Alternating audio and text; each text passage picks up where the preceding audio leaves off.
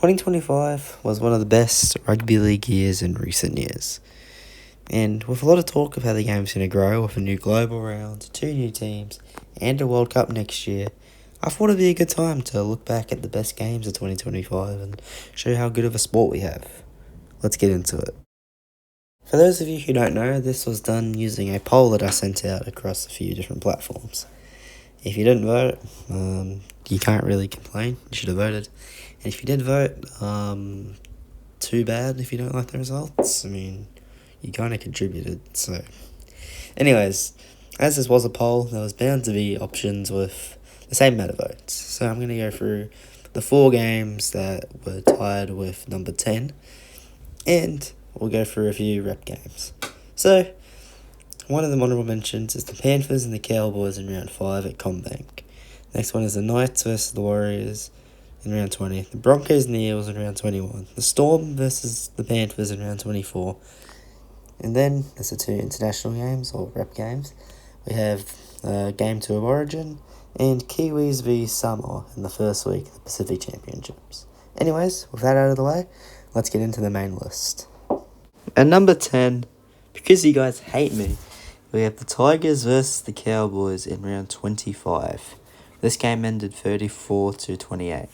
Coming into this, the Tigers needed to win this to keep their slim finals hopes alive, and the Cowboys had absolutely nothing to play for, so it should have been an easy win for the Tigers. Right? The Cowboys would storm out of the blocks, getting out to a 10-0 lead. But the Tigers would score 2 tries for Taylor May before the try of the year, almost, Jerome Buller, to give them a 16-10 halftime lead. The Cowboys would level it up early on, but the Tigers would score 2 tries, including Jerome Luai's first as a Tiger. They led 28-16 with 15 minutes to go. The finals chances were well and truly alive, and Leichhardt was going nuts. But then, everything went awry. Latu finally went down for the Tigers, and that ultimately exposed major holes in their defence. The Cowboys would score 3 tries and go on to win the game. You guys really hate me. At number 8, appropriately, is the round 8 clash between the Tigers and the Sharks. See? Happiness. This is a decent game. Tigers are coming off a disappointing loss on Easter Monday, and the Sharks really had failed to fire, so these 2 teams desperately needed wins. The Tigers started off the much better team, dominating the first half, probably due to the wind at their backs. They get out to a 10-0 lead for a try to Samuel Lafino and Sunia Taruva. The Sharks score a good try on half-time, which was pretty lucky considering they had been dominated the entire first half. The Tigers get out to a 12-6 lead early in the second half after a high shot on Jerome Luai. Talon De Silva would tow a kick ahead the Sharks would let bounce, giving them an 18-6 lead. The Sharks scored 2 tries to Will Kennedy and Billy Burns, getting it to 18-all. Then the Sharks would have a bunch of missed opportunities to win the game. Missed field goals, dropped balls, and the Tigers' spirit was genuinely inspiring. And I say that as a Tigers fan. But Tom Hazelton, we all love him, would ultimately lose the game for the Sharks. He'd do a steal after the tackle had been made, giving Adam Dewey a chance to give the Tigers a win. And, of course, he slotted it. Finally, a game that does not involve the Tigers. Round 17 on a Thursday night, the Panthers and the Dogs. What more could you ask for, right? The reigning premiers up against the top team in the competition at the time. It's a dream matchup, isn't it? Yes, you'd think so. But Penrith had a very weird season, sitting last only 5 weeks earlier. But this will be a decent one, with Penrith winning a few games in a row just to get a bit of form back.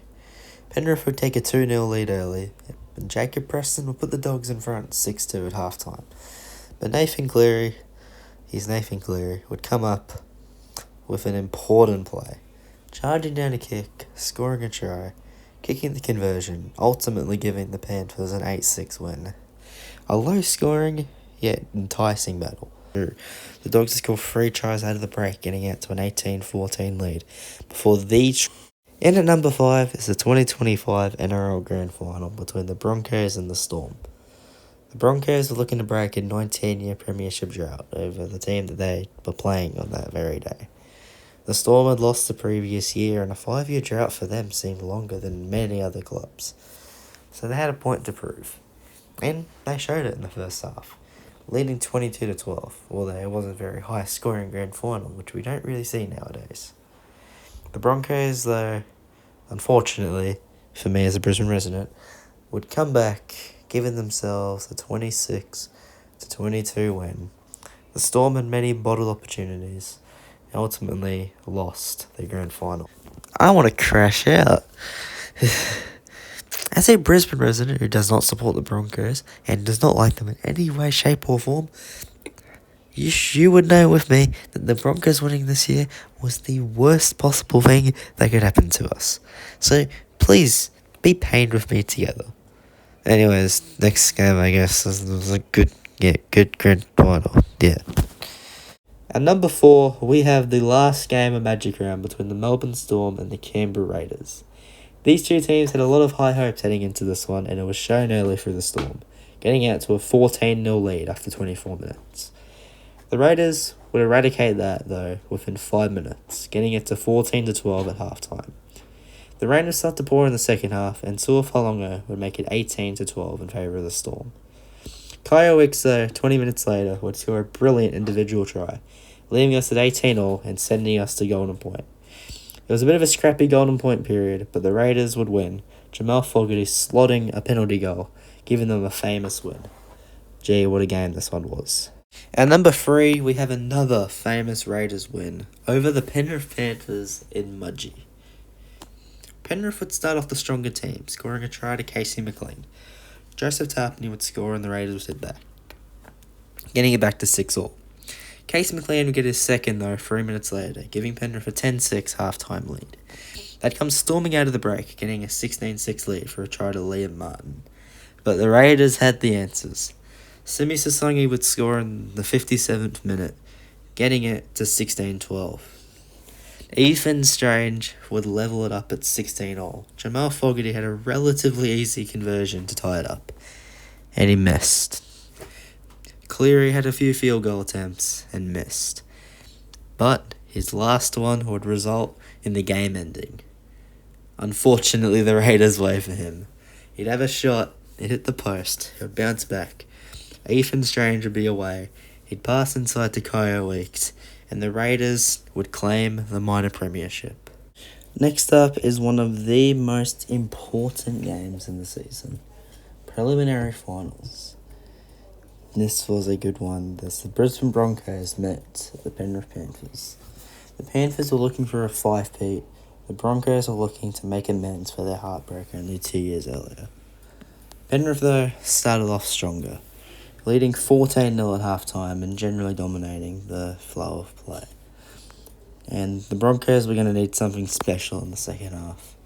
They were going to need their stars to stand up, and that they did. Stags would score in the 47th minute, and it would be 14-6 for a while. Xavier Willison would make it 14-10, and that would stay like that for 5 minutes. A bit of a frantic piece of play, Reece Walsh throwing a pass, almost going out, but Dean Mariner would score, levelling it up at 14-all, giving Adam Reynolds a chance to end a dynasty that he had started 4 years earlier for a missed conversion at this very ground. From the opposite side of the field, with the crowd egging him on, he absolutely nailed it, giving the Broncos a famous victory and sending him through to the grand final, which they ultimately won. What a game this was. Next up, at number 1, in finals week 1, probably the best game I've seen in ages, is the Canberra Raiders and the Brisbane Broncos. The Broncos started off strong, Katoni Staggs scoring the first try. The Raiders would score 2 of their own in 10 minutes, getting it to 12-6. Mariner would tie it up at 12-all just 4 minutes later, before Kyle Weeks would give the Raiders an 18-12 halftime lead. The Raiders would score 2 tries in 2 minutes, giving them a 28-12 lead with 25 to go. The Broncos, though, as would become their trademark throughout the final series, would score 3 tries in 7 minutes. But some poor misses from Reece Walsh make it 28-26. The Broncos, though, unfortunately would not be able to overcome the mountain. The Raiders would hang on. Despite a late 2-point field goal attempt from Reece Walsh, it wouldn't be enough. Until his leg got taken out and they had a penalty off from right in front, tying it up at 28-all and sending us to extra time. The Raiders put a kick up, it'd be deflected, and Jamal Fogarty would send him into a prelim final. Until it got disallowed because Jed Stewart touched it. The Broncos, the very next set, would pass it to Ben Hunt. 10 years on from his 2015 grand final heartbreak, would nail the field goal, sending the Broncos into a home prelim, which they ultimately won, giving them a premiership. One of the great games I've ever seen. That's the end of the list. So any games that you think missed out, let me know in the comments down below, and I'll see you guys in the next one. Peace. In black, white and gold, stout-hearted men, all fit and bold. Watch us make a break and see us score a try.